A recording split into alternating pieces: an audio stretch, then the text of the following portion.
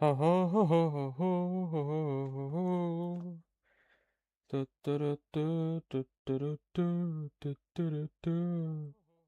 Okay, it works.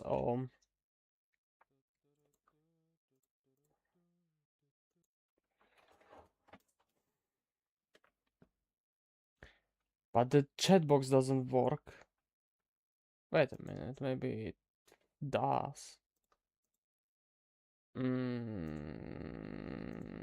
I've seen. Let's go here. Hi.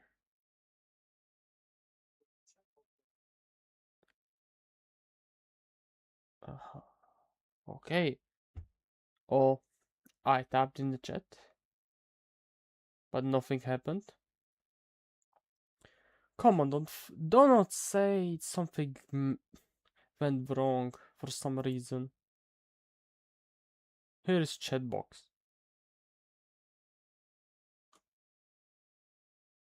It doesn't fucking work. Why?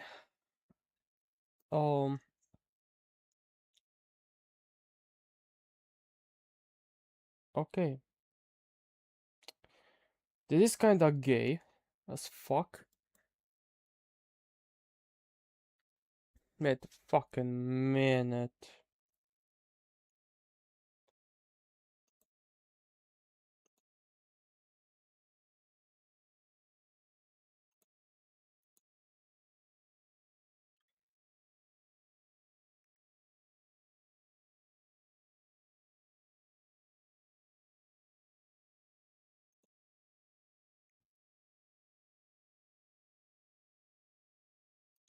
Okay, now it works.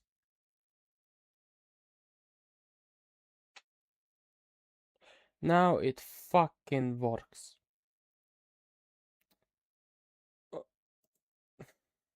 This is so fucking. Browse settings, custom code, hide common chats, font size, enable TV mode. I have no clue what is this extra emotes. Show platform icons. Yeah, why not? Yeah.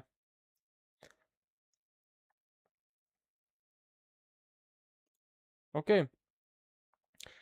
Now it should work. I'm gonna type something autistic in here. Let's see. Let's see. How does it? No, nothing. Nothing at all. No. Okay, it works. So I started the stream few minutes earlier. So I don't know. We're gonna start at 5 p.m. and 5 minutes, like 5 minutes after 5 p.m. Now it should be better. I don't feel tired, and yeah, who cares, I guess. No one is fucking watching. Yeah, no one is watching, just doing nothing at all.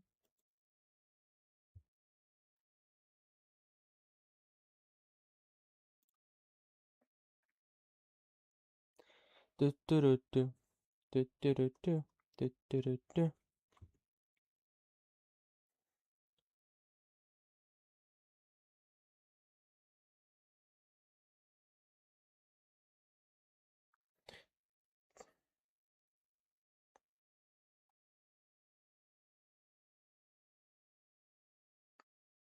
Just 5 minutes. He's gonna start the stream. No, stream. After 5 or 4 minutes, yeah, now it's 4 minutes. I will start reading. So yeah. Oh,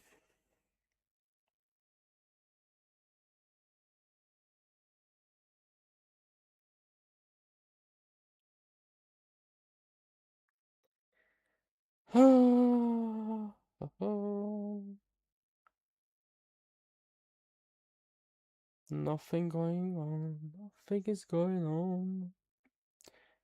Just me being alone.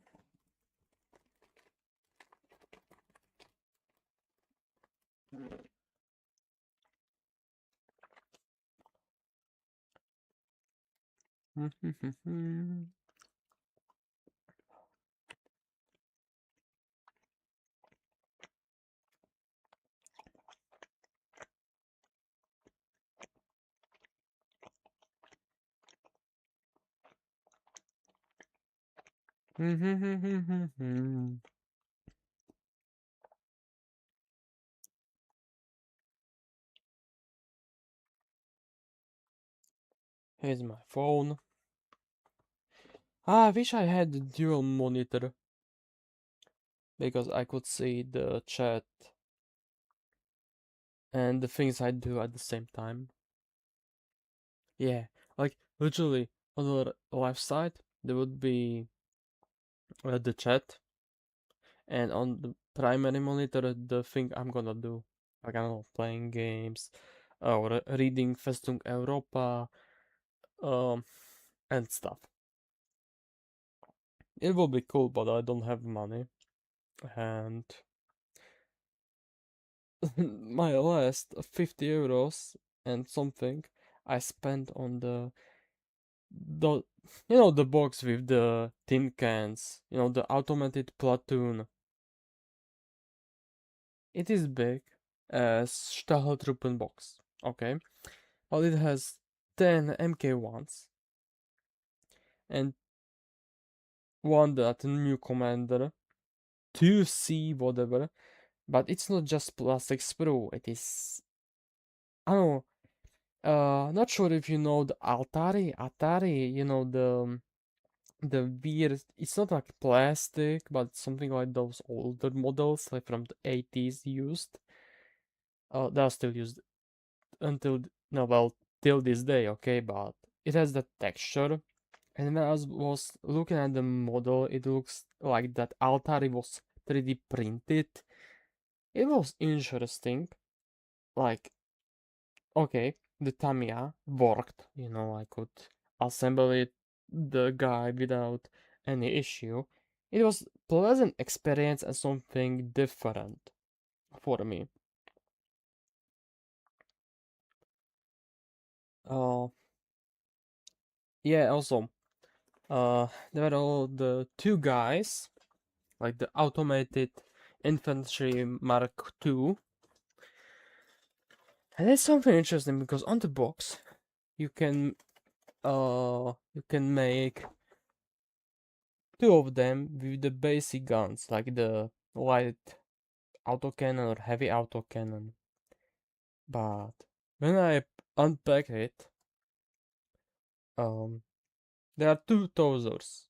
One with like normal, totally normal tosser, and second one must be used for the test option. Yes, you could just, ignore it, and instead of the Tesla, give him the heavy autocannon or light autocannon and call it a day. But I don't like it. I would say it's a false advertisement, which is kinda sad because the World Games is known for, you know, taking better care of the British Commonwealth. Well, the British in general, especially in bolt action, and suddenly they do this lazy thing of like the poster, or not poster, when the listing on their catalog, on their website, yeah, the MK1s, there's just one MK1, the new one with the redesigned, and the rest of them are just resin ones but repainted. That's kind of lazy way. Why they just couldn't assemble normal 10 MK1s new in plastic and not do this autistic thing? And also on the box. They did the same with the box, like the packaging. I hate it. And yeah, I thought it's gonna be different with Warlord. Hmm. Well, I could do a video about it, about Warlord, what I like about the component, what I didn't like, the messed ups or whatever. But I would say, uh, it, it will not get enough obvious if I did it for the Games Workshop, because Game Workshop fucks up every fucking single time. Like, I don't know what these guys are high on, if they it's like marijuana, cocaine or whatever, but bitch, how incompetent or autistic they are.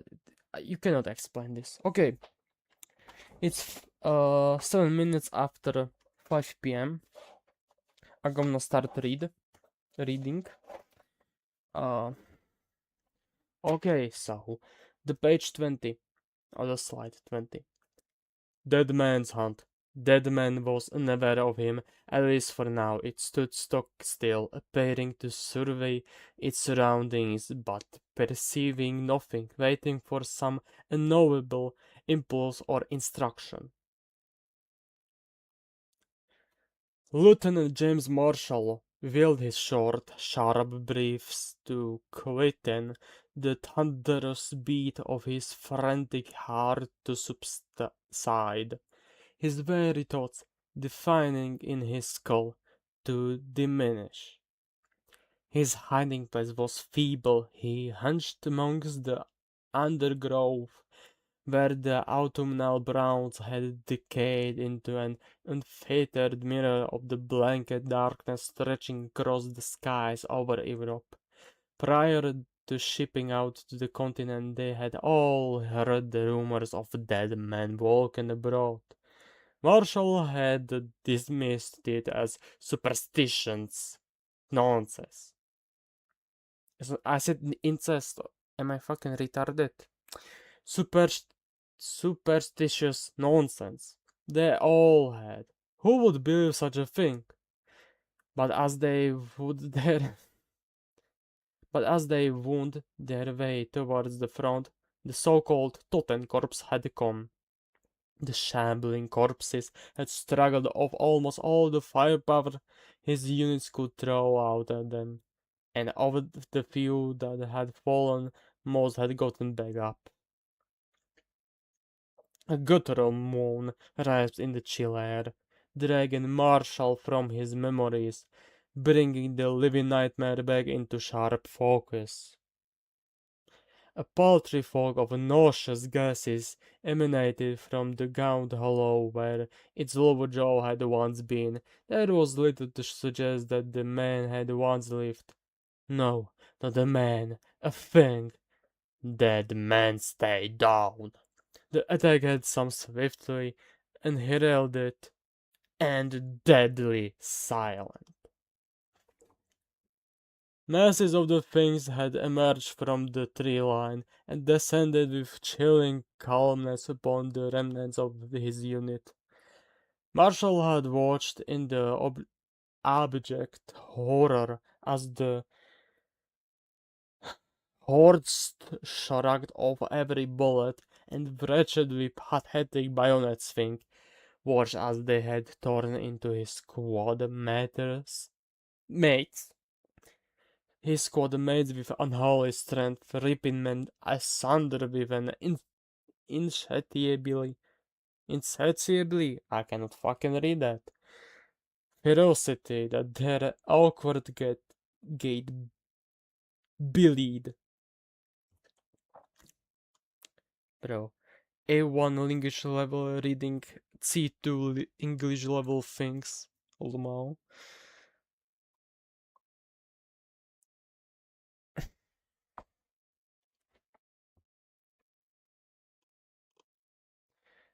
It had been all he could do to get away.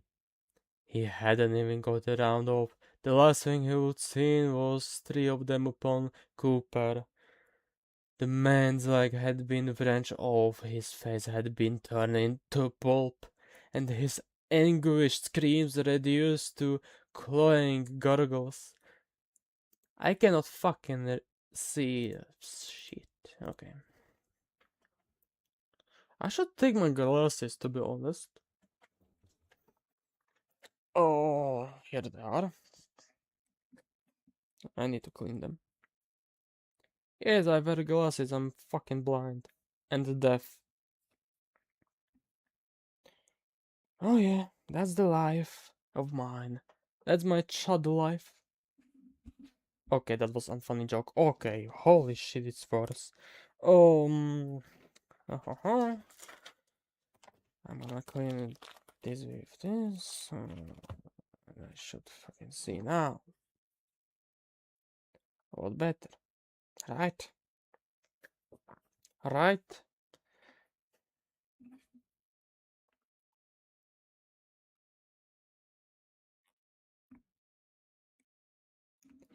Not great, not terrible.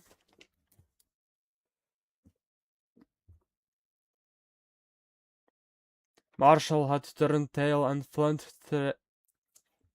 Marshall had turned tail and fled, trailing vomit in his terror, leaving his friend to his grisly fate. The scattered sound of gunshots and shrieks of terror in his wake had diminished all too quickly.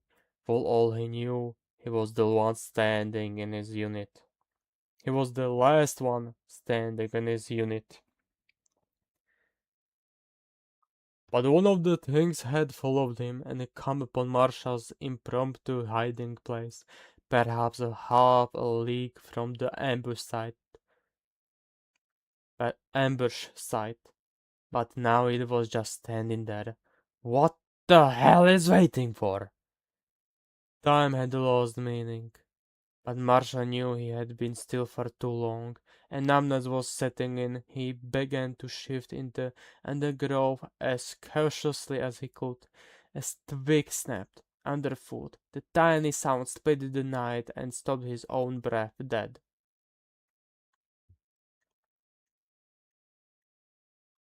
Slowly, inexorably, the dead man's neck twisted towards him, and its gaze met his own. Within the depth of its milky eyes he could discern no cognizance, no wants or desires, not a trace of humanity. Marshall felt that he would drown in the abyss he saw in them, as if his own life was already forfeit. I don't know. The inevitability of his doom enveloped him completely, and the very world away. Embed away. The rifle he had clung to so tightly slipped from his grasp, dropping to the ground with a dull thunk. Time itself seemed to be holding its breath. With surprising speed, the dead man sprang forwards, shattering the illusion it plunged headlong at him, scrambling madly. Some small pocket of instinct forced Marshall to move, and he scrambled back on all fours in an effort to put any amount of distance between him and his attacker. A foetid stink emanent from the ruins of its blooded mouth as it bore down on him. At the long glass, Marshall let out a scream of his own. There was a brief building flash of green, a clunk of something heavy hitting the ground, then silence, darkness, stillness. The dead man had collapsed upon him, unmoving. Its upper jaw rested gently upon his chest. Marshall blinked himself back into vision, lying there stupidly, awkwardly. Perhaps it was the stench that had brought him round. It took a few moments for him to understand that he was alive, that the danger seemed to have passed. It took a few moments more for his brain to relay this message to the rest of his body. He threw the corpse from him, scrambling backwards before getting to his feet. It was only then that he noticed the woman where she had come from. or how long she had been there he could not say. She wore a white uniform, festooned with pouches and electrical gizmos, wires winding here and there about her person. She carried the most curious-looking rifle Marshall had ever seen, outfitted with all manner of devices the purposes of which he could not even guess at. Her uniform, if that was what it could be called, was finished with the emblem of the United States upon the shoulder. She regarded him with a single eye, the other hidden behind a sophisticated-looking monocle held in place by a strap about her head.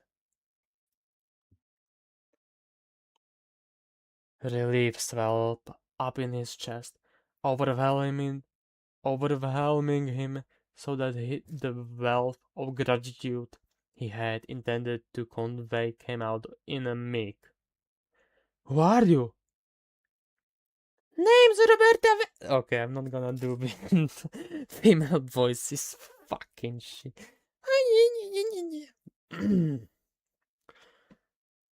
Name's Roberta Wells. Her reply was blunt, without warmth. What happened? It felt like a stupid question. He saw something on the ground now. Besides the body, it was metallic and looked a little like a grenade. The new arrival went to pick it up. Just a little device I cooked up. Overloaded its sensory functions. She bent over the collapsed dead man, withdrawing some rope from one of the many pouches adorning her belt, and set to tossing the corpse about the wrists and ankles. How could anyone willingly get so close to one of them? He stood to retrieve his discarded rifle, and with trembling fingers cocked it. Moving towards the corpse, the woman held out her palms to stop him. What are you doing? Are you going to kill it? Not this one. She did not pause in her work. This one's for study. Yeah, Roberta Wells. Saved my guy. Okay, so what we found? Dead men are something. They're unpleasant. They can hear. Yeah. So they still have hearing. They're not totally mindless. They have white eyes. Because they're dead, to be honest. And yeah. They love to rip and tear.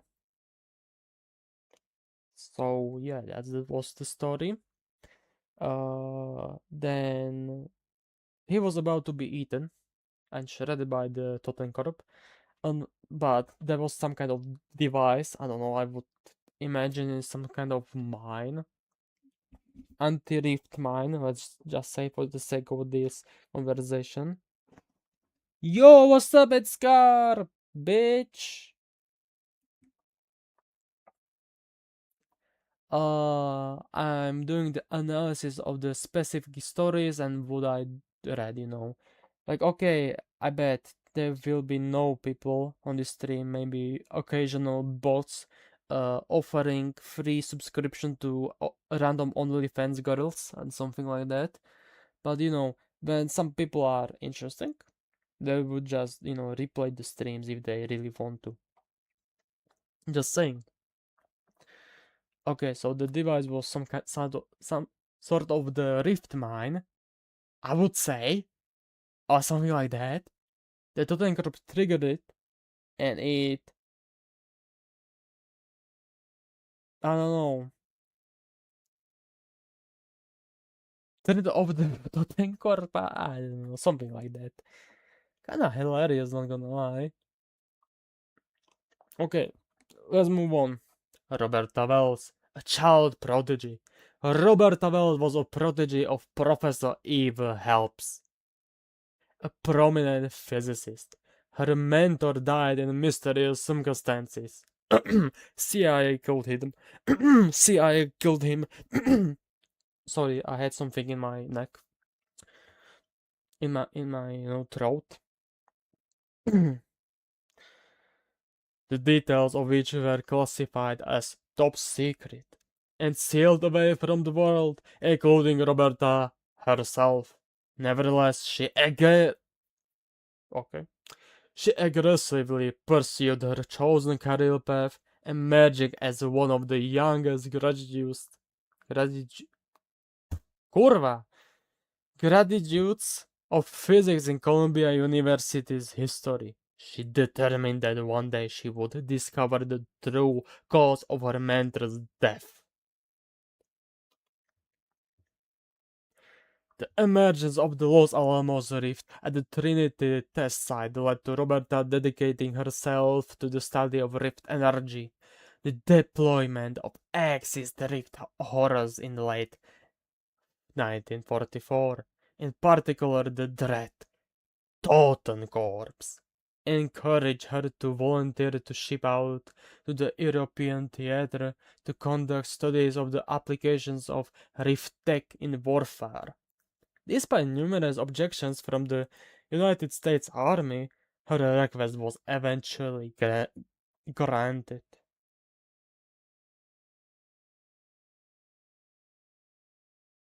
Graduate? Gradu- graduate! Fuck. Graduate. No, Bells didn't kill. Nah. Okay. Like, that wouldn't make even sense if Bells killed her tutor, the helps professor. Uh, nah, but I would say CIA killed him or something like that. Graduate. I'm fucking retarded sometimes. Okay. Uh, okay. In particular, the Dread Totem Corps encouraged her volunteer to ship out okay, I read that. Fuck.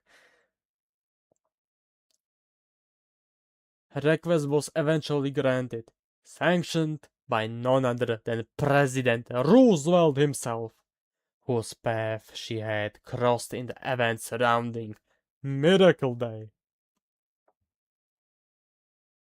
Her no-nonsense approach, resilience to the psychological horrors of the Rift War, and willingness to get stuck in marked her out amongst the raft of scientific advisors second to the front. Exhibition of fierce independence, Roberta would often strike out separately from the squad to which she was attached, lest they constrain her in the pursuit of her studies. Nevertheless, she gradually earned the respect of the United States Army soldiers entrusted with her safety in the field, having displayed a remarkable aptitude for, for combat situations. Head canon. The teacher was working for the Green Vault and Wells took the law into her own hands. That would be that would be so artistic when you know when at the beginning of the text wouldn't be stated that she was trying to uncover the mysterious death of her tutor, but yeah, it'll be hilarious. Well, not hilarious, but interesting too. But this is probably more interesting.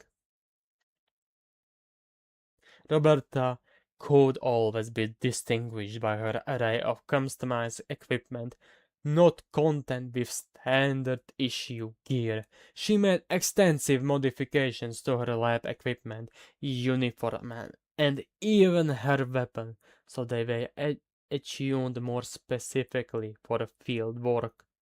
Her uncanny affinity for rift-enabled combat has given her unique insights into combating the new threats of the Axis, which she used on numerous occasions to do great relief of her allies, many of whom over their lives.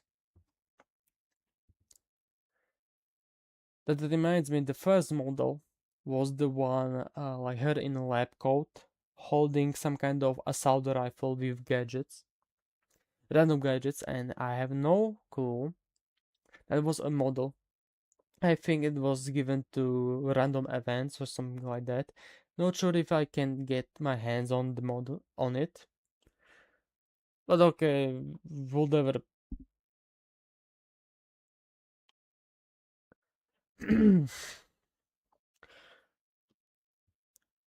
Returning to Area 51 in the winter of 1945, loaded with valuable data and samples for study, Roberta spent the next year in Constance. I cannot fucking read it. Ants consent. I'm gonna leave it like that. In the lab, Dougal.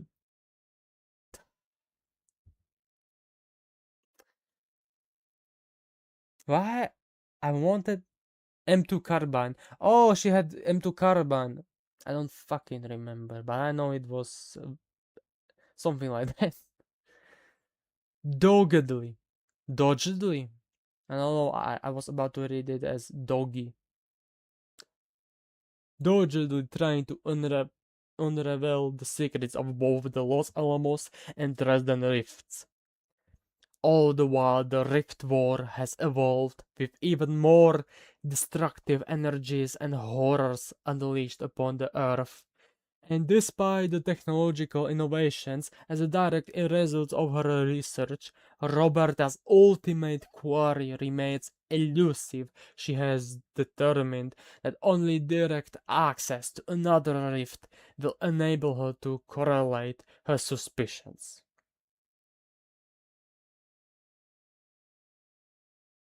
And consensed. It means she is totally focused on one thing, ignoring everything else. Thank you. Thank you for explanation. I read this whole fucking book, okay? I did. But it was really a long time ago. I even googled the words what they mean, but I fucking forgot. Yeah.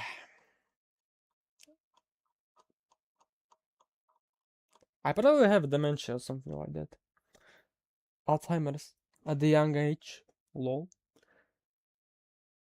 Roberta has returned to the front line attached to 109th Airboat Division bound to Dresden at her own instance, though it has meant pulling every string garnered from her presidential benefactors.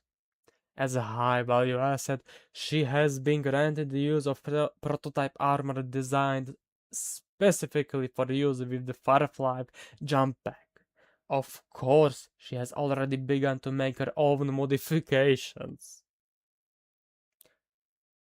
She is considered the United States' best hope in assessing the Dresden Rift in the goal of safely controlling or neutralizing it.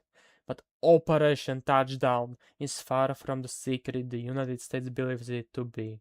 Her reputation is such that the Axis powers have made her capture or termination or a major goal. Blah blah blah. The Trinity Rift still holds many mysteries, but despite all we have learned from it and its energies, there is nothing that pulls us close to understanding or replicating that those so-called necromancers are floating throughout the Europe. There must be studies, Robert Wells. So what do we get?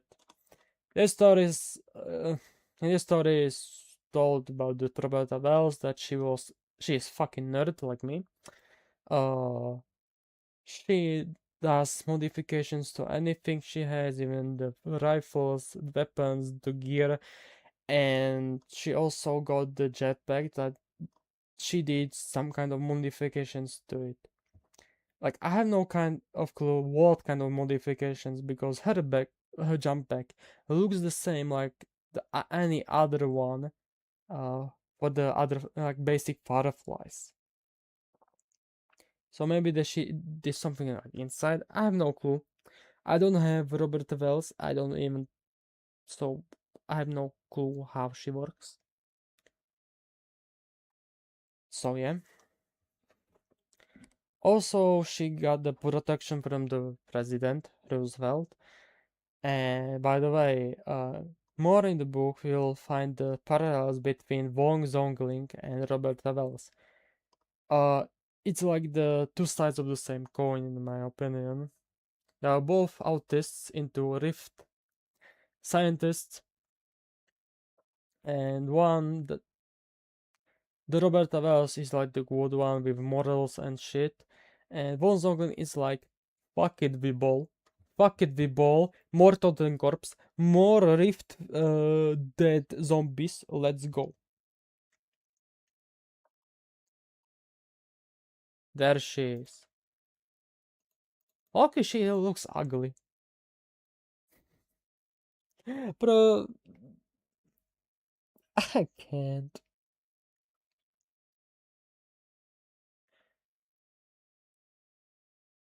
Okay, so here it is.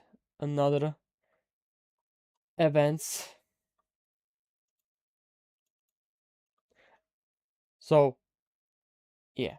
Escalation. With Rift Tech weaponry now fully established and common feature on battlefields, and research rampant at Los Alamos and Dresden, the next year saw a plethora,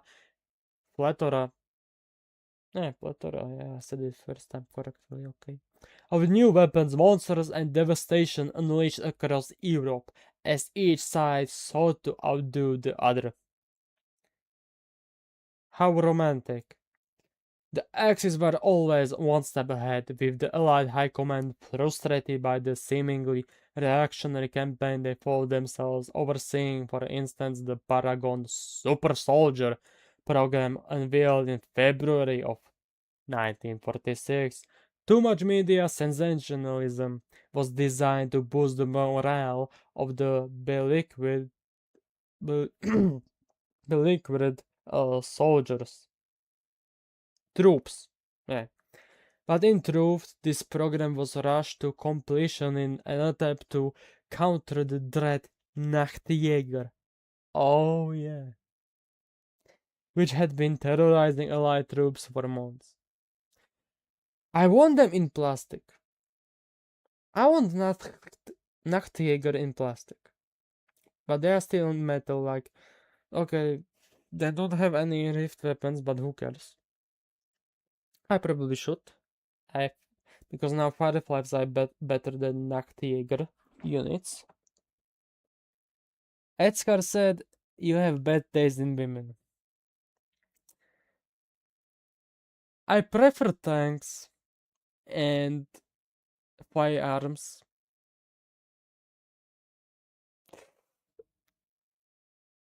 But hey, who cares? Oh,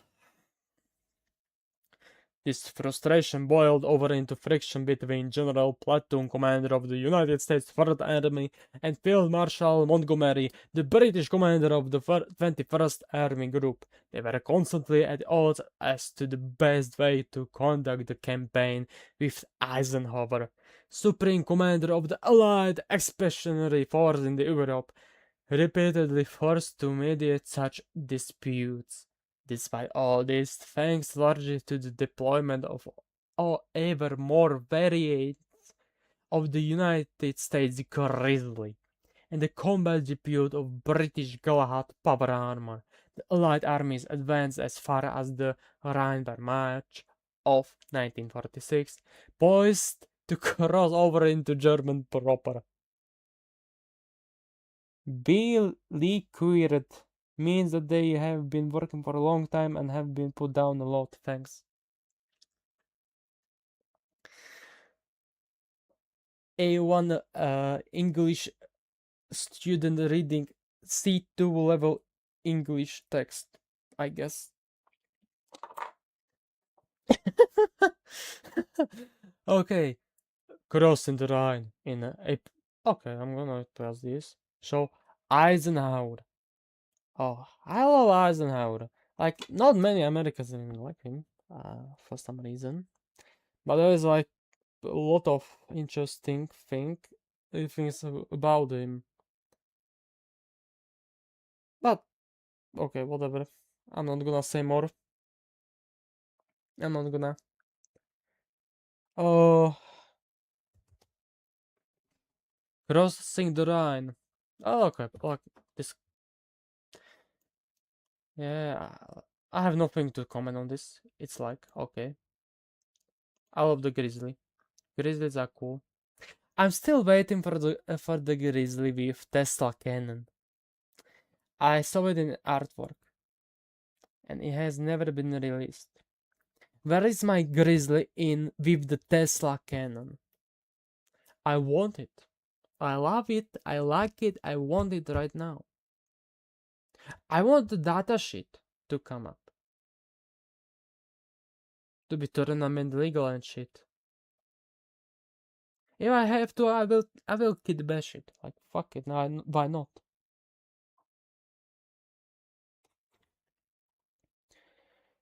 Ah.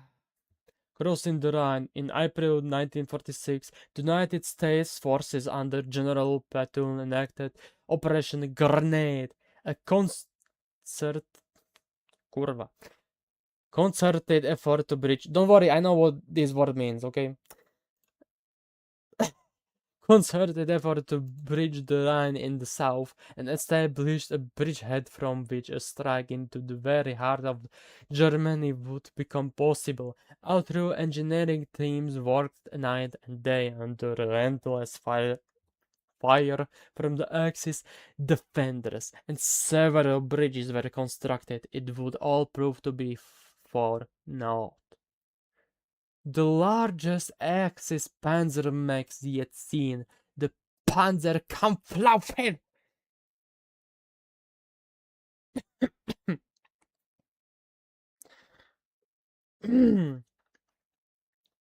5. Panzerkampfwaffe. Falafel. Lol. Panzerkampfwaffe 5. Otherwise known as the Thor, was deployed to prevent Allied troops from making use of the newly established river. Big cannon. Okay, maybe it's me, but it's pity. Like in the starter box, the new one, we have the Stuart with Tesla instead of the Sherman with Tesla. Like for the Americans, I would like to have this instead of the Stuart. But hey, that's just me. A Thor unleashed destruction on US forces attempting to establish a bridgehead east of the Okay, look at this. Look at this fucking bridge. When I saw it, I was laughing like, uh, I'm still standing. Da, da, da, da, da. He's still holding up. Like that's those posters with cats like on the rope holding with both paws, and then there's like text like I'm still holding up or something like that. The motivation shit. This is it, but with the bridge. Like, okay, listen, I probably should shut the fuck up because there is one medium mech and light tank. Yes, Stuart is light tank, right? Yeah, Stuart is light tank. On the wooden bridge.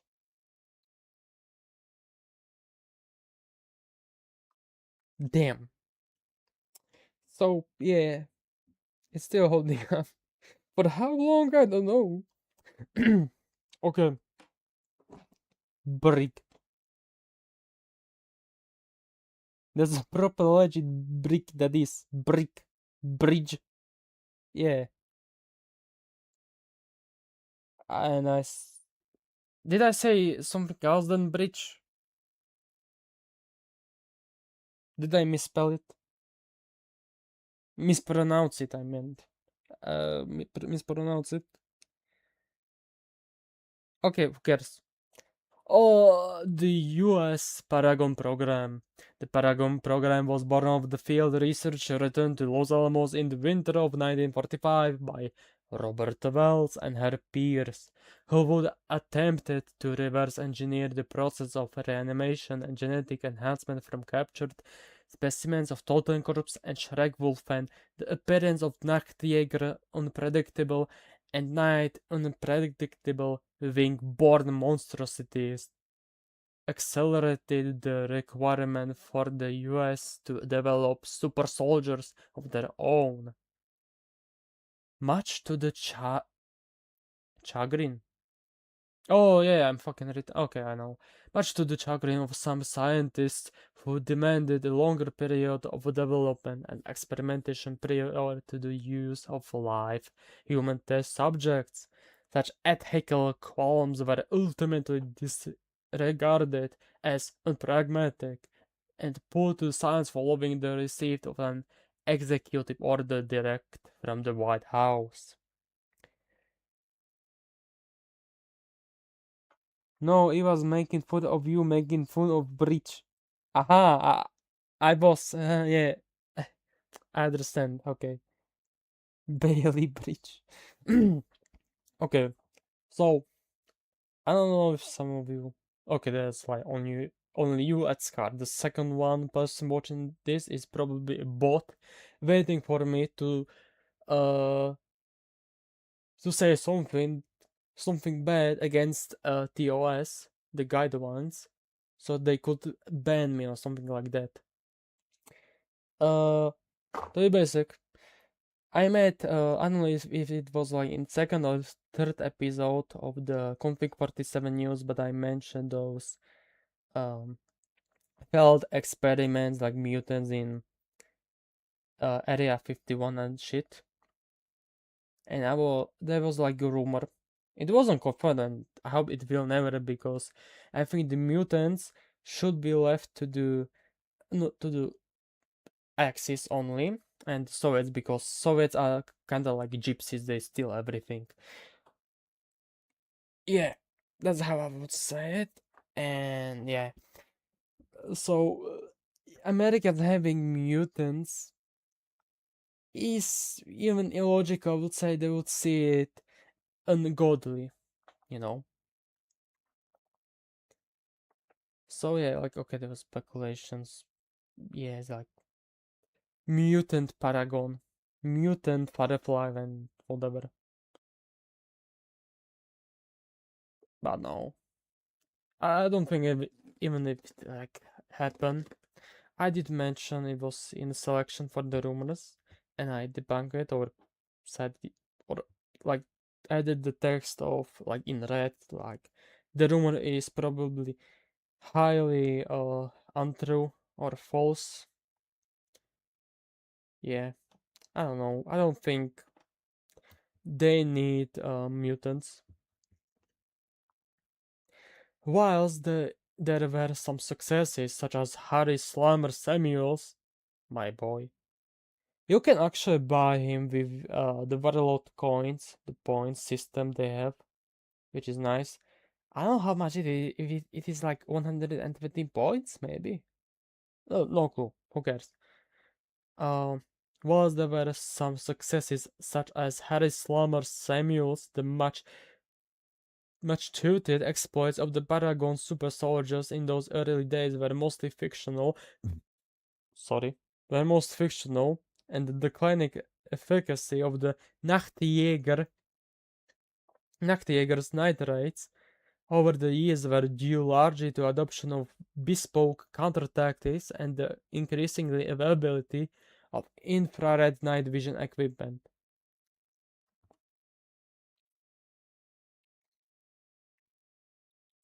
At the outset of the Paragon program, for every Summer Samuels produced, there were out around 10 failures.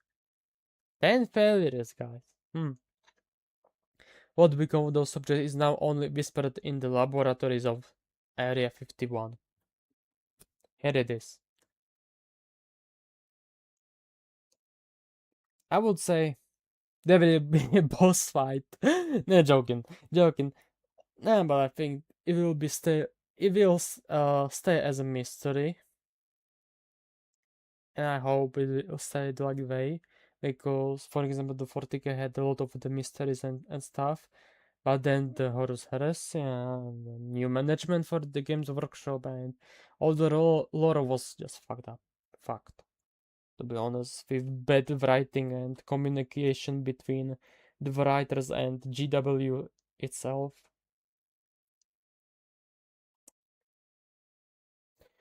So that's why I hope they will never explain the mystery of the rift, because there's like the, you know, interesting part about the Rift because you don't know. I would like the subtle clues because the Rift in the US, like the Los Alamos, is different than in the Dresden. I would say, okay, that's just not important to the discussion. No one cares about this, but I think crossing the imposing statue of these. Did I miss something? Ah, for making use of newly established rivers, crossing. Okay, that's fucking autistic.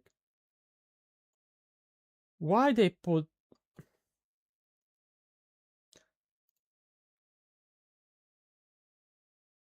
Here is text. Here is the next text. The next part of the wall of text. But there is another text. Okay, I hide this. 200. The imposing stature of these war machines and their apparent imperviousness resulted in a psychological impact that was enough to hold the United States forces in check, whilst Commando SQ counter raids could be undertaken against the US combat engineers and the bridges demolished. Platoon's hope to establish a foothold evaporated, as did, once again, the morale of the Allies, as stories began to swirl about the unbeatable multi-legged metal behemoths. I really wanted this model, by the way. I really did. The Thor Walker. But it costs 100 euros. And I don't have 100 euros not right now because I all spent it on really, really important things. So yeah. Oh, further north, Montgomery also made a play to cross the Rhine under the codename Operation Redwood. During the early hours of 12 May, hundreds of boats and pontoons began their crossing. Axis command was in disarray following a series of coordinated strikes from the elite SAS and commandos in the nights prior, and the British were initially more successful than their American allies. Take a L, Americans. The other text is in the box to make it separate. Yeah, I hate it.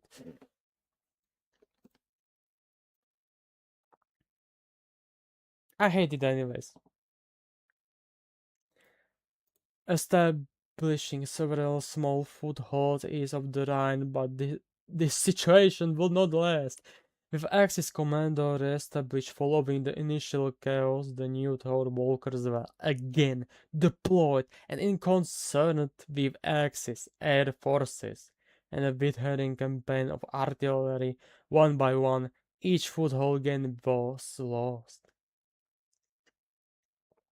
By May By 15th of May, the British found themselves west of the river again. Montgomery was particularly furious. Not only had he failed to penetrate into Germany, he had failed to outdo Patton.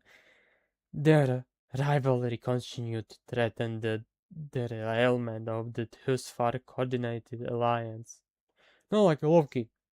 In the army, like throughout the history, you could see that uh, there were like units that needed more of the support than the other. Why was that?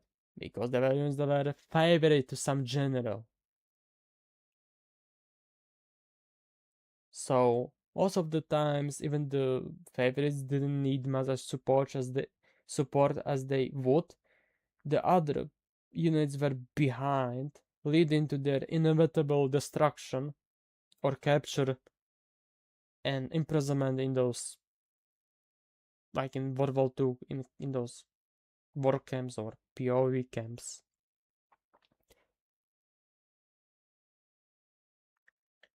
And I always hated it.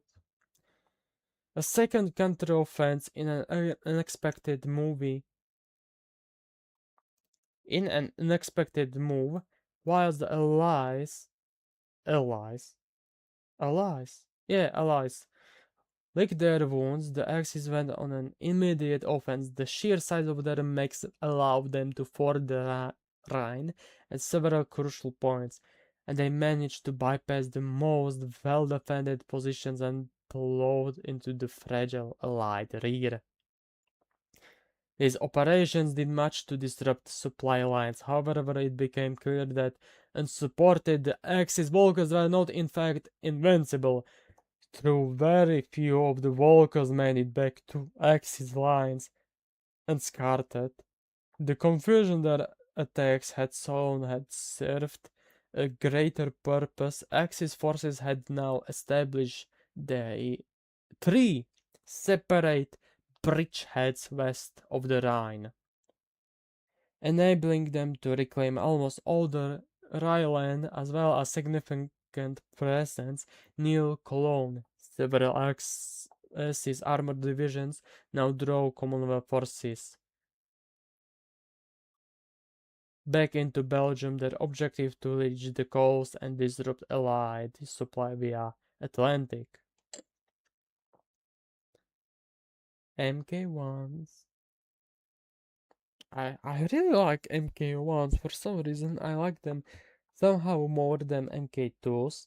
No, wait, that's bullshit. Why did I even say that? But the MK2s look sexy. MK1s look, smaller. But they have, yeah, they are bigger than probably 7 feet. In comparison to standard guy, who was like maybe 5'9" or 5'8". I would say it was like lower number. But who cares about the details? Yeah, but I really didn't fancy the metallic models. I never had them. They were really simple. With the resin ones that were in the starter box, I had really big troubles. And if I had troubles with resin ones, I would definitely had bigger trouble to assemble them in if they were in metal. Like maybe 1 hour ago, when I was assembling the platoon, the armored platoon, not armored, automated platoon, that box for like 50 euros. It was great. I loved it. It took significant less of a time. There were 10 guys. It took less of time to assemble 10 plastic automated infantry Mark 1 than those 5 made out of resin in the starter army set. Americans are eating crayons as the British take ground. Uh, yeah, Marines do nothing. They eat crayons. Yeah, but to be honest, look at that. Wouldn't you be scared the fucking Terminator with a fucking machine gun? Have well, okay, this is like medium machine gun, but whatever. Medium machine gun, heavy machine gun, whatever. Is just pray and spraying your squad. Wouldn't you run? These are damage value of 7. I would fucking run if I was a German. I don't think when well, splashing them with a little bit of water would cause some kind of damage. I would say they are waterproof. Waterproof, yeah.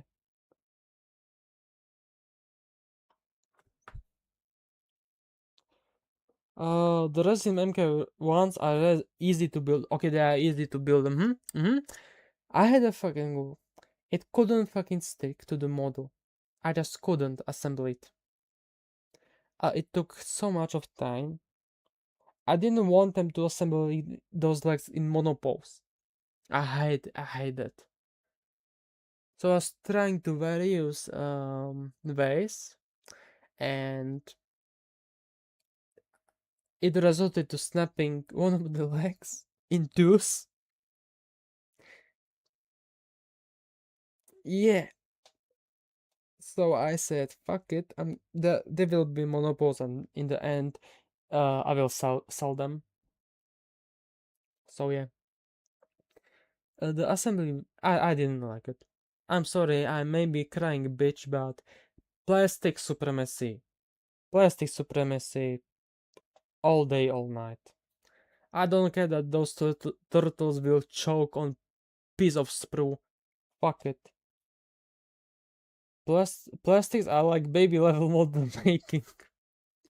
I like those baby level baby model making shit. I like it. I like it simple. I like it simple. Keep it simple, and I will be happy. It's only the MK2s and MK2C that are a had damage value of 7 plus. So MK1s aren't 7 plus. I'm on it. Maybe fucking retarded because I played them as 7 plus. I'm not even kidding.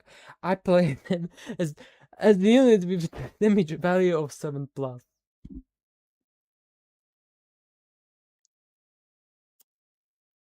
Alright, alright. I take it back. Okay, but hitting double sixes to make a. That will be fucking rare. Like it happened. That's how one mate took down my Stahltruppen commander. Double six with the M Garant. I can go fuck myself. Oh, this is cool. Okay, I'm gonna keep reading. Uh, it is interesting because those mechs and Thor, they were like one of the first used, especially the Spinne. Spinne was hard to hit because it had small profile, but you know, take one of the legs, the whole machine can go fuck itself. But Thor, even the Soviets, I don't know if that time at the start of the Rift War they had that thing for the morale boost, the fanatics. It's in their rules, faction rules. I read it like months ago, and it looks super sick. And I was planning running Soviets too, but I decided not to. Uh, so I went with the Axis instead. Claw confirmed cheater. Yes, I'm fucking cheater. That's how it is.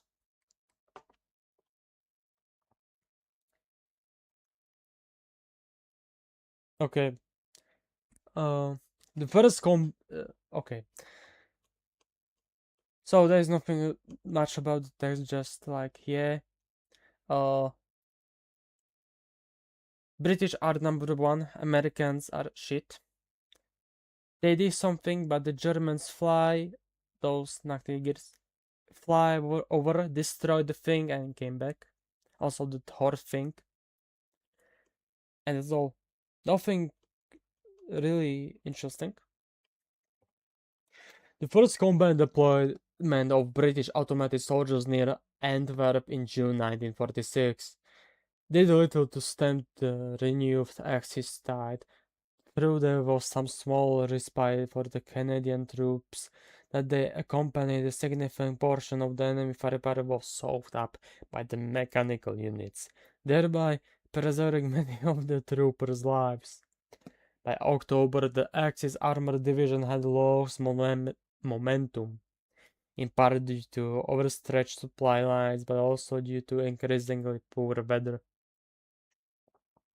Sides were thus forced to consolidate their respective positions to each entered into a period of rearmament and reorganization.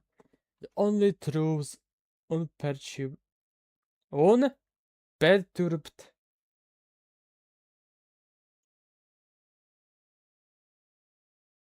Unchanged by the conditions where the Axis super soldiers, the bestial Nachtjäger.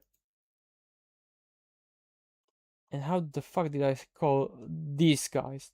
Did I call them Jan Nachtjäger? But they are also Nachtjäger, no?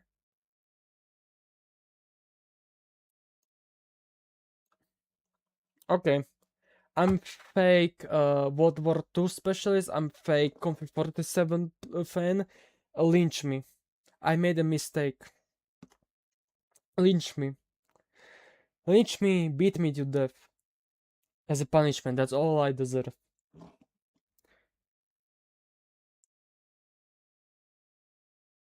The Bestial Nachtjäger and Schreckwolfen. Okay, I was about to read it in a really bad way. Without the E. Yeah. Reaped a bloody harvest whilst the uncanny, intelligent Nachtalben enacted their own brand of guerrilla warfare. Yeah. I'm not really fan of the new Nachtalben. They look more monstrous. The older one, the metal ones, look like that Marvel thing.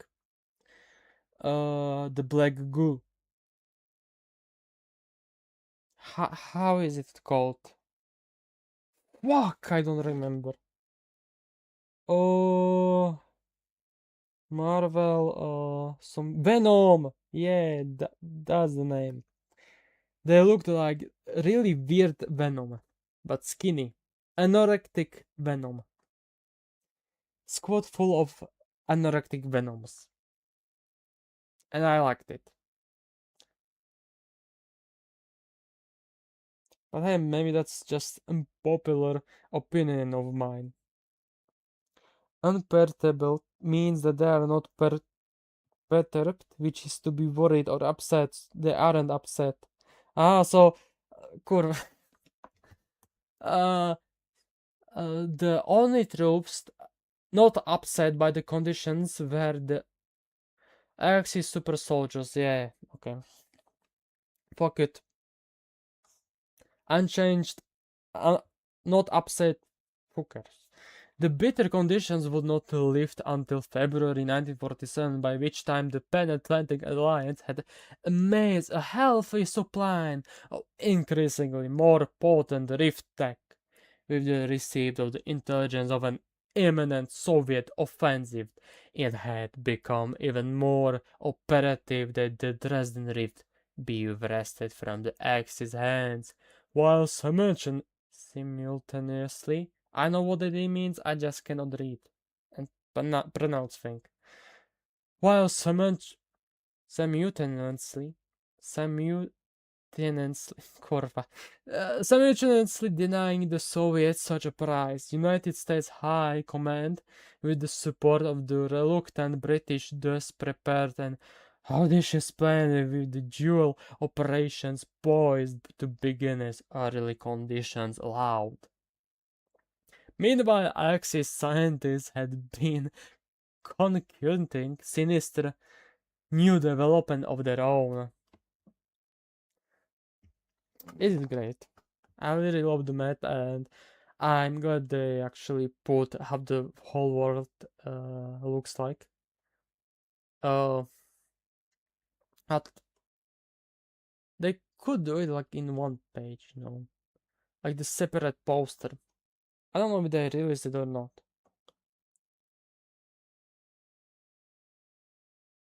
All the ones looks like the Russian sleep experiment creepypasta. Yeah, I know what you mean. The old one, yeah, that was fucking shit. Nah, I would call them anorectic venoms. Okay. So we see United Kingdom nice, Ireland. Ireland for some fucking reason is neutral state.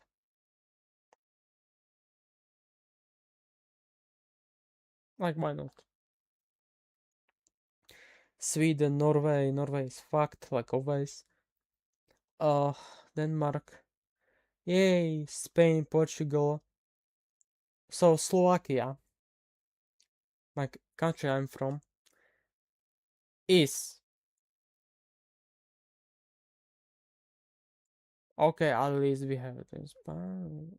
We didn't have that when the Hungarians took it. Do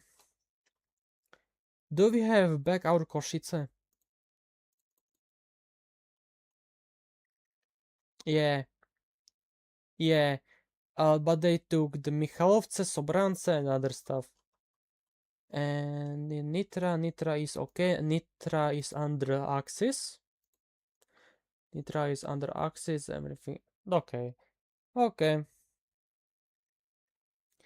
Just a little bit of Central Slovakia is under the communist Hungary. Yeah, okay, Poland. Poor Poland. Always getting fucked.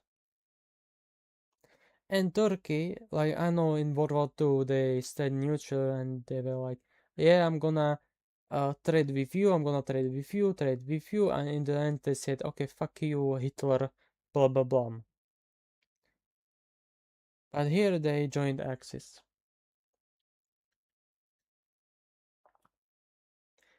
Yeah, and here it is.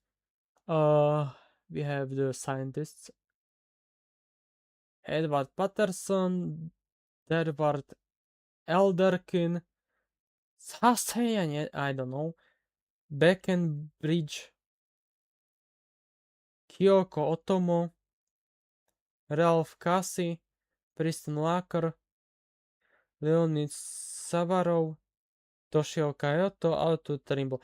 I would expect some kind of Jewish names because most of the Jews were actually like going out to the American stuff.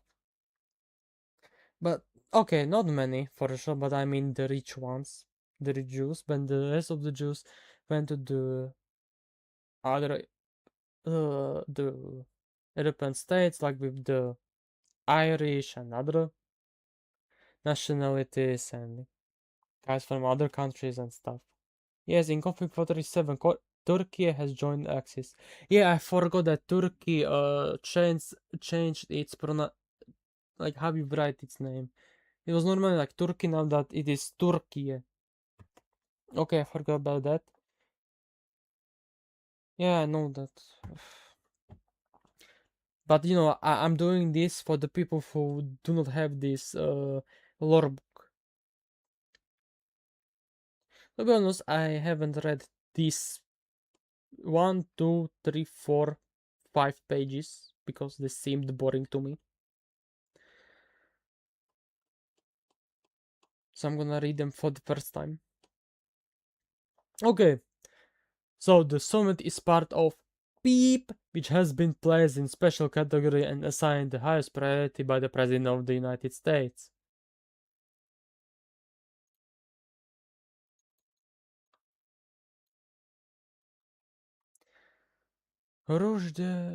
Oh, okay. Oh, wait, you can actually read this.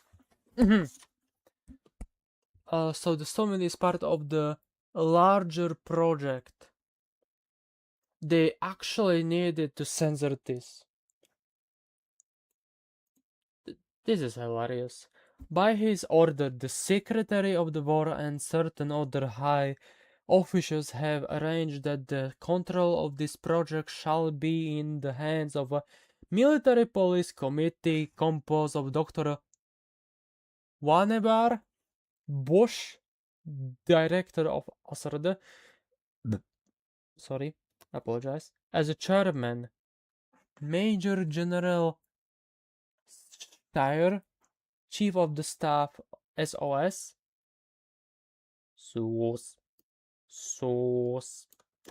Rear Admiral, holy shit, I fucking hate this.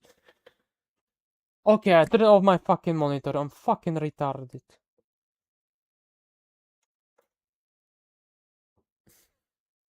Come on. Come on. Turn on. Turn on. Damn, Cove, leave out the conspiracy theories. I'm not no, the conspiracy theories. It's the truth. You know what's the difference between the conspiracy theory and the fact? Just few months. Just the time. All conspiracy theories will be truth, will be reviewed as the fact. Okay, so SOS here, Admiral Warnell, Assistant Chief of Staff of Admiral King, Dr. James Bennett serves as Dr. Ausch? Yeah, Dr. Bush, okay, deputy and alternate on this committee, but attends all meetings and enters into all discussions. Lieutenant General Gross of the Corps of Engineers had been given overall executive responsibilities for this project, working under the direction of the Military Police Committee. Yeah. All correspondence is to be addressed to the Lieutenant General. It was on August 4th, 1944, called the document Necromobilization Europe Hotel des Bergues, Geneva, Switzerland. And here it is. The first-hand account contained herein, along with those of Dr. Laker, Breckenridge, and the attending British representatives, all align. Therefore, this report may be considered reliable. Attendees, blah blah blah, name,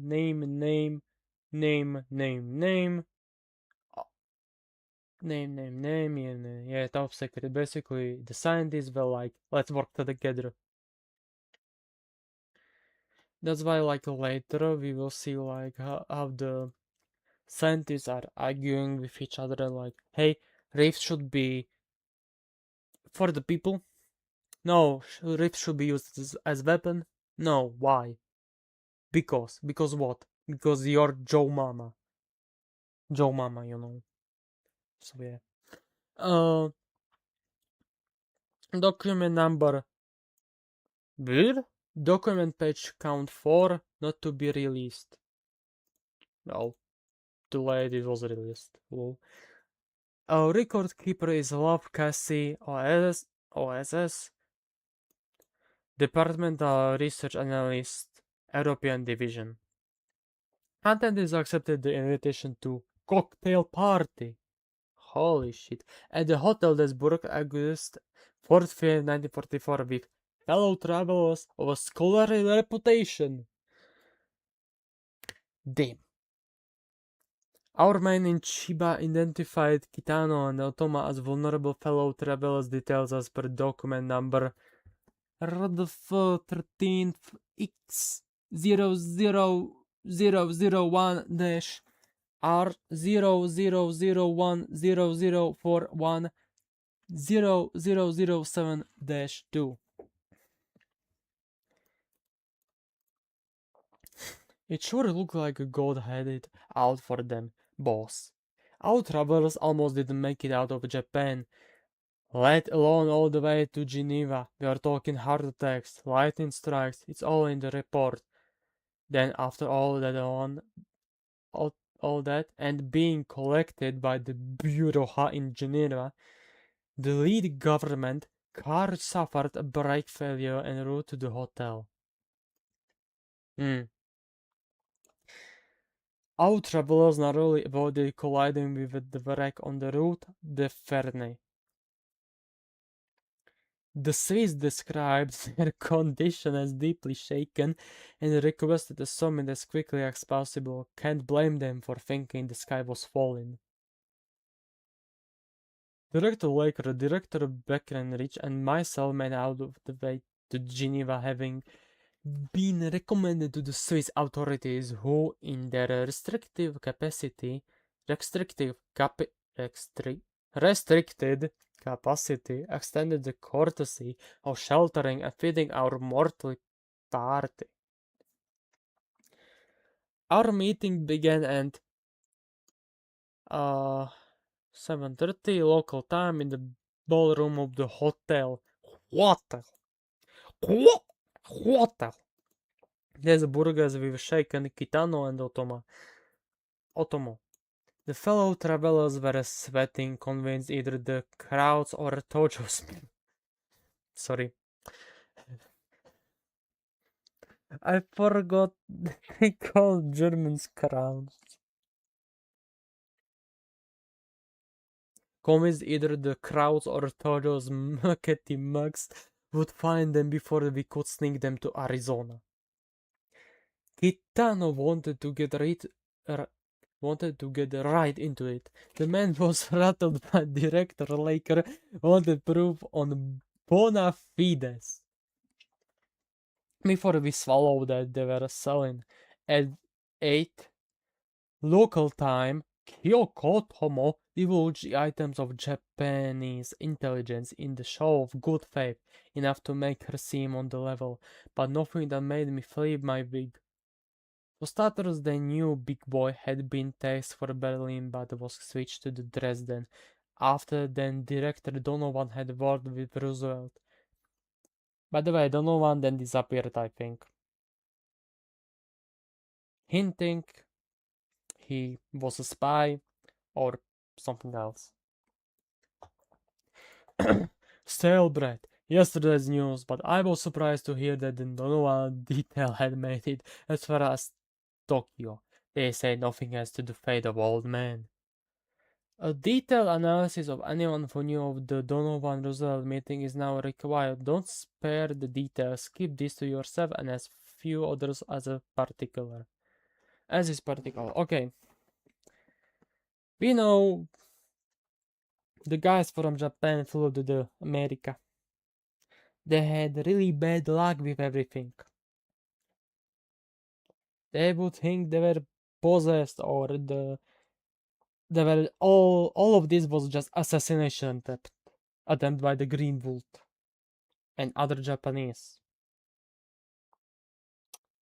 But hey, everything went great. They had a little chit chat, but nothing big happened.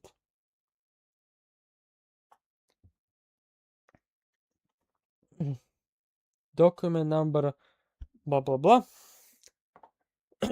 The dame had something for the Soviets that was on interest. The Empire is aware of proletarian hemotype alpha. I had no specific idea what she was talking about, and from the way the Brits scribbled, neither did they. But you should have seen Suvarov snap too. You would have thought she had him at gunpoint. I require no proof. Spasiba Bolshoi. Holy shit, this faker. Okay. Spasiba Bolshoi. Get to the point of this meeting. Sounds like a good job for the boys in Helsinki. They do a good line in shaking. Shaking? The right trees. Shaking! Fuck. They do a good line in shaking the right trees.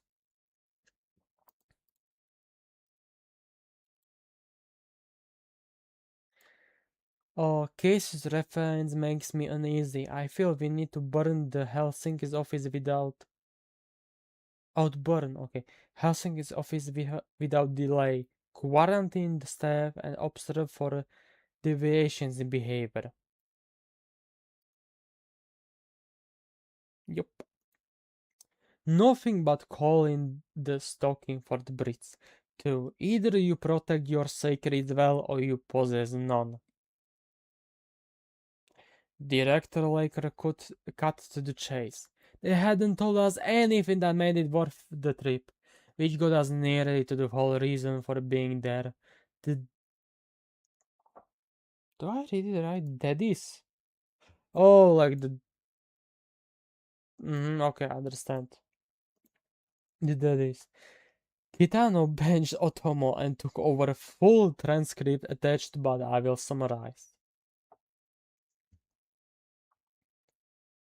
The old man says that several months prior, a party from the fatherland appeared in Tokyo. One man introducing himself as Herr Sievers. Nothing fancy, he was just there, inside the imperial palace, at the foot of Emperor Hirohito's bed. At 5. Nice. Kitano admits this is heresy. Mhm. So, how we say it in Slavic countries, grandma sayings, grandma talks. But all this is prelude to these two working with Sievers in Iwo Jima.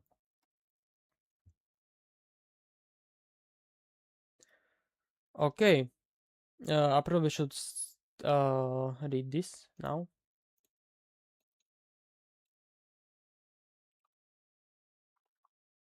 Okay. I expected a full report every 7 days until they are deemed fit. Have Wilkins make contact with our steward, sergeant? No. Sergeant Petersburg man. See if he offers up anything about hemotype. Unprompted. The contents of this report are not to be mentioned. Contents of this report are not to be mentioned. Okay.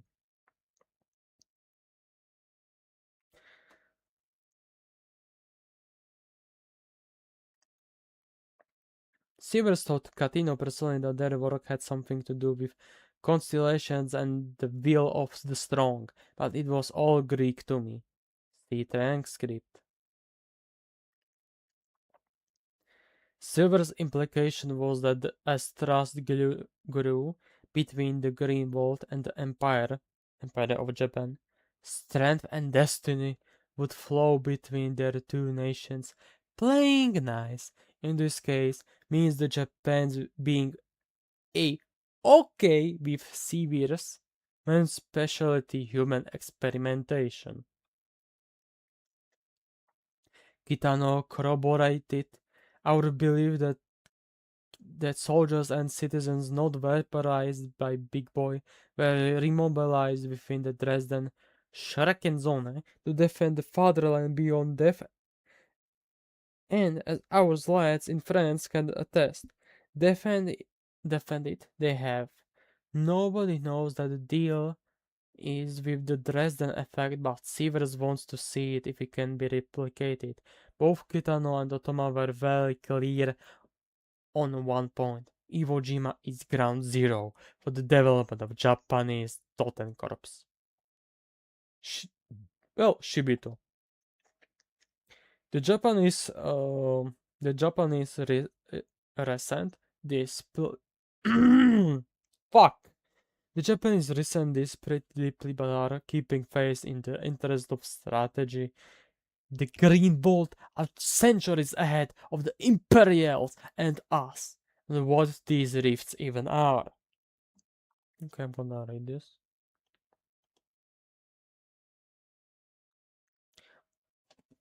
Wolfram Sibir is both an archaeologist and the most rank kind of pagan. Of course, he was pagan, and the occultist. Within years of heading up the. Oh, I cannot fucking read this. AHNERD-B-E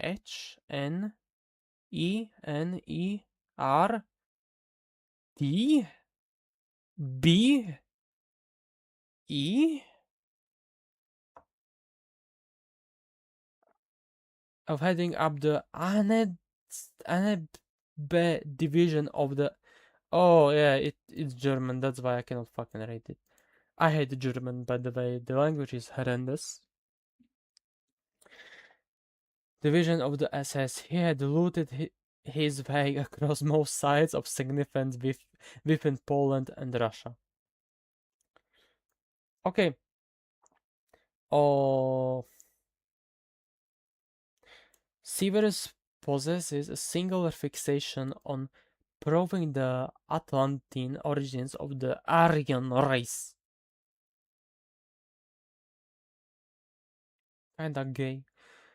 This fellow was very cozy with Himmler, that is, before Himmler and the rest of German high command stepped off the face of the earth. If the Greenwald cleaned the house, as it appears they did, then why retain a figure as loyal to the old order as yours? Thoughts? He's useful. That's why they keep him. Okay, the last page of this. Now there's like Operation Valentine, Operation Your Mother. Okay. Top secret. Another document. Not to be released. By this point, Alderkin seemed pretty tired of not being the center of the attention. He threw out a bunch of horse pokey about arcane energies extending from the galactic core and other hooey. You can read it in the transcript. I don't think this guy tilted the way of speaking did much to win him any friends, since we are talking. Anyway, this is where I got bored, so I was pretty glad where the poison kicked in. Kitano went down first. Otoma had long enough to put two and two together before her lights went out. Then the room got a first-hand demonstration of exactly why the sun is about to get set on the light resistance to pretty much anything the Greenwood has in mind. Basically, they fucking killed them.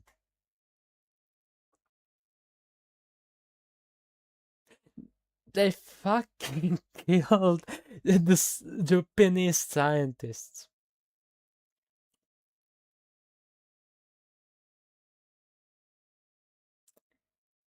Damn.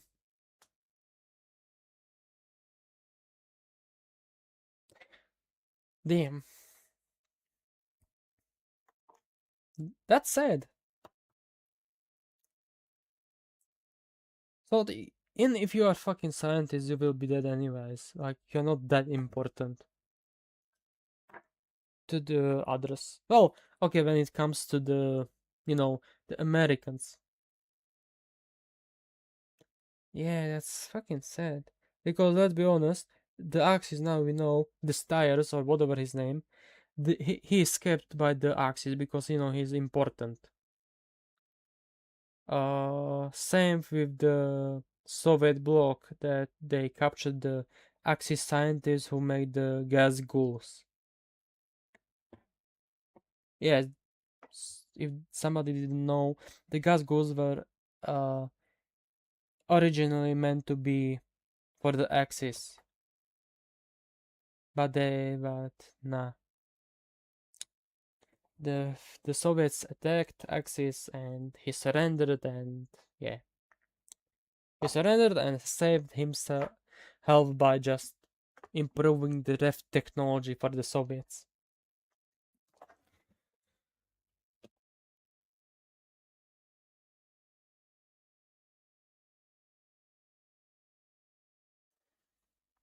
I made sure our guys got out in one piece.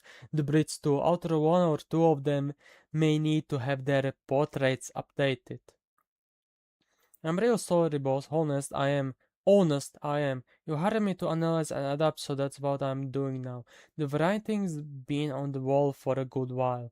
I've been 100% straight with you, out of respect, and I know you know baloney when you smell it. It won't help you, but let it warn you. You are all real swell, and I would hate to see something happen to any of you. Their reach extends further than you know, boss. It's all to plan, even your and my role in it. Our newly returned travelers ran out of gas shortly after we vacated the building. The Swiss are in possession of their remains. It won't do them any good. Eternal death lives at Dresden and Iwo Jima. Do not attack, please. Des Gewölbe unsere Rettung. Former Department Research Analyst Ralph Kazi. So, yeah. Now we know not to work for the Americans because they will poison us.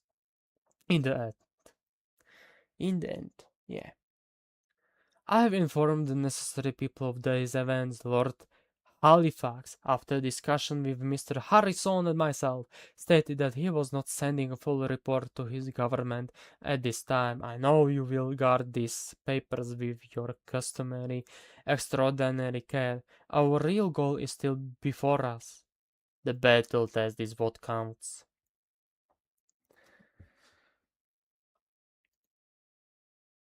Blah blah blah, grippers are normal, tissue rigor necrosis.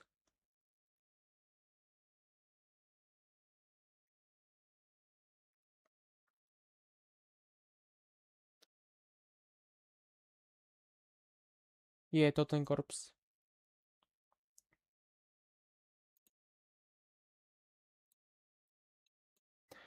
Oh, here we go. Operation Valentine, bitch.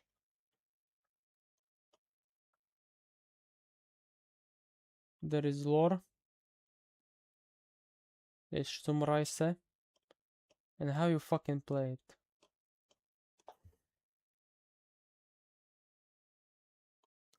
Okay, so Operation Valentine. Allied assessments had calculated that the ground advance would have little chance of reaching Dresden in time to intervene against the Soviet push. Strong voices were raised at Allied command in favor of a bold, some said suicidal plan to leverage the available resources and newfound knowledge to perform an airborne leap forward at a strategic level. The Joint Chief of the Staff and Los Alamos scientific representatives were in favor of the move too. The chiefs were keen to prove the war-winning potential of their new airborne forces, and scientists believed that every scrap of first-hand information learned about the Dresden Rift was worth almost any risk. Over the winter, preparations were made for this airborne assault, codenamed Operation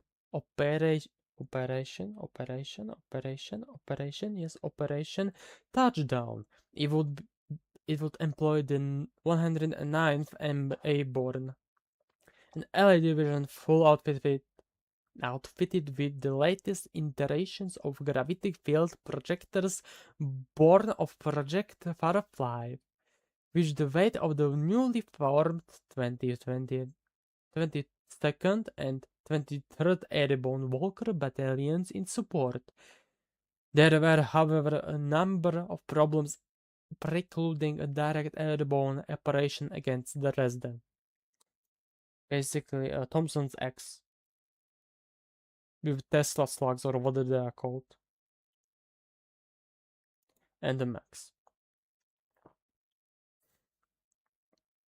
The day following the Dresden bombing of 12th of March 1944, the United States had initiated a series of reconnaissance flights over the target area, surveyed the effects of the Big Boy atomic device, and determined that the German A-bomb factories that intelligence had planned in the city had indeed been knocked out of the commission. The first sortie was a failure, with the aircraft suffering substantial damage as a result of meteorological anomalies on the approach over Dresden. Only the pilot's guile saved his own life and allowed him to nurse the aircraft back to Great Britain. However, all the photofilm had been corrupted. The pilot's own testimony was not deemed reliable. Well, that said, unlucky, I guess. A series of the further sorties had resulted in the total loss of aircraft personnel. It was only several months later, following the initial deployment of the Totenkorps in Normandy, that it would be definitively determined that these anomalies were a result of the presence of a rift. This meant that an airborne operation could not deploy directly to Dresden. Neither could the extent of the Axis military presence in the city even be guessed at.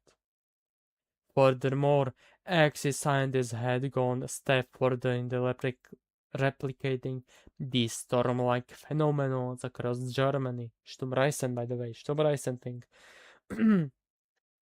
All the Sturmreisen does this. In the closing months of 1946, Allied aircraft became the first victim of the Sturmreisen mobile rift accumulators. With Germany's seemingly unbreachable air defense, touchdown would be impossible in isolation. A second operation would be necessary to ensure any success of the push to secure Dresden. Yeah. Grindwas, or whatever his name is. He was a great motherfucker. In the first edition, then in some sort of balance update, like in this era thing, at the start of this era, he was nerfed when it comes to points. Yeah, he's more expensive than before, including his bodyguards. Hauptmann Heinrich Gross oversees the fortification of Festung Stuttgart.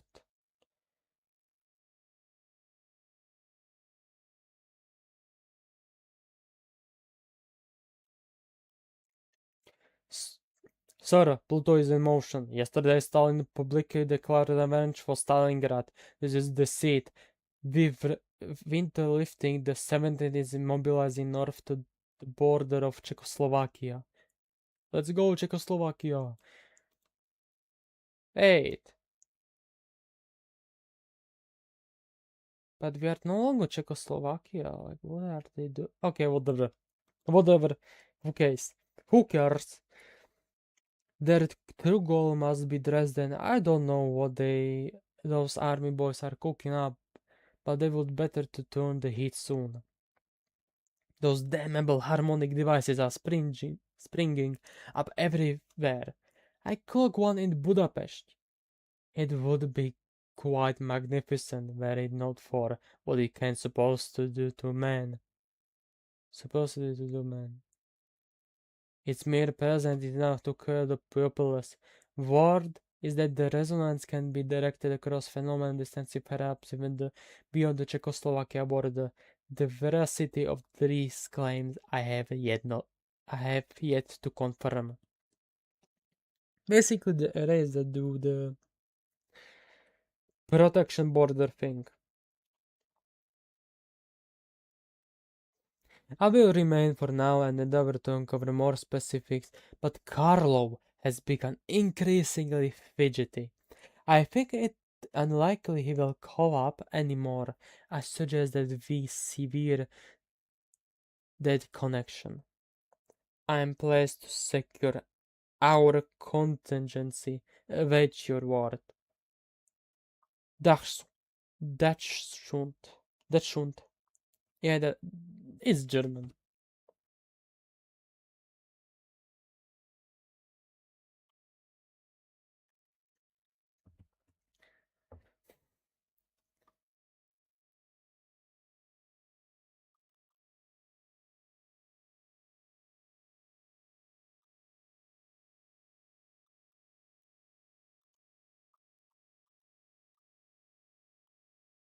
Yeah,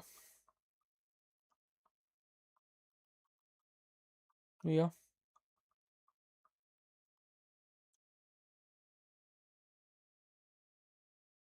yeah, he had those harmonic resonators. Yeah,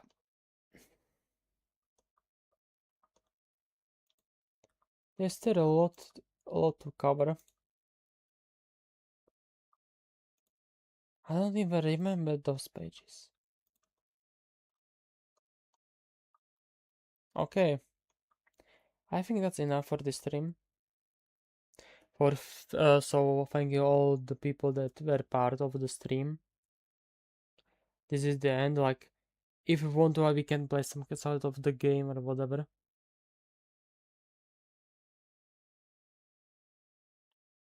So yeah, that's the end of the Config 47 reading from the Festung Europa.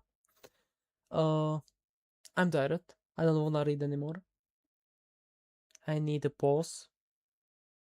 Maybe tomorrow I will do the stream at 6:30 or maybe at 8.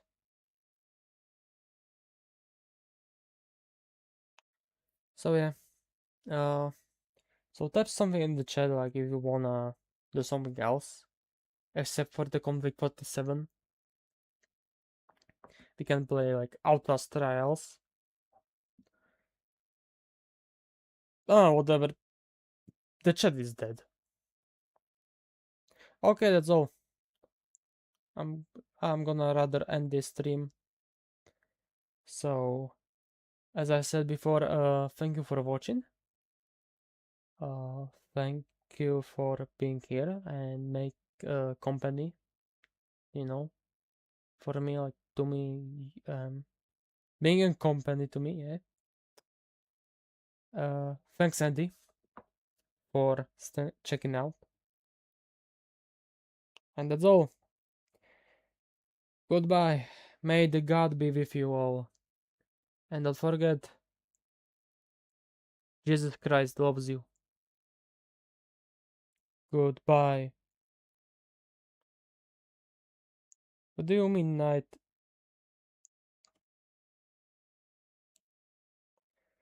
I'm not going to sleep. I'm just gonna do. Yeah, you said night. Um. The thing is, the YouTube for some reason set up a translator in my chat. You cannot see it, but I can see it through my app. And not gonna lie, it doesn't translate things well. Okay, fuck it. Bye.